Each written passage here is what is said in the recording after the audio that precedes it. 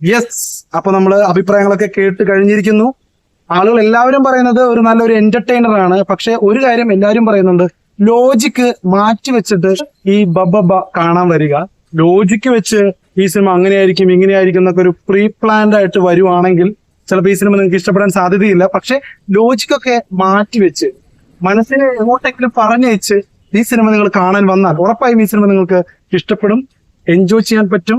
ഒരു നല്ലൊരു ക്രിസ്മസ് വിരുന്നായിട്ട് കുടുംബത്തോടൊപ്പം കാണാൻ പറ്റും എന്നൊക്കെയാണ് പറയുന്നത്. പക്ഷേ ഈ സിനിമ ബോയ്ക്കോട്ട് ചെയ്യും എന്ന് പറയുന്ന ഒരു വലിയ വിഭാഗം ഉണ്ട് കേട്ടോ.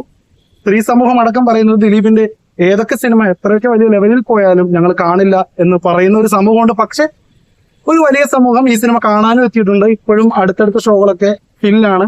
സോ ലോജിക്ക് ഇല്ലാതെ വന്ന് കണ്ട് എൻജോയ് ചെയ്യാൻ പറ്റുന്ന, ഈ മാർക്ക് ആന്റണിയൊക്കെ പോലെ എൻജോയ് ചെയ്യാൻ പറ്റുന്ന, ലാലേട്ടന്റെയും ദിലീപേട്ടന്റെയും ഒക്കെ ഭയങ്കരമായ അഴിഞ്ഞാട്ടം, ഒരു മാഡ്നസ് തന്നെയാണ് ബബബ എന്നാണ് പ്രാഥമികമായി കിട്ടുന്ന അഭിപ്രായം. Thank you.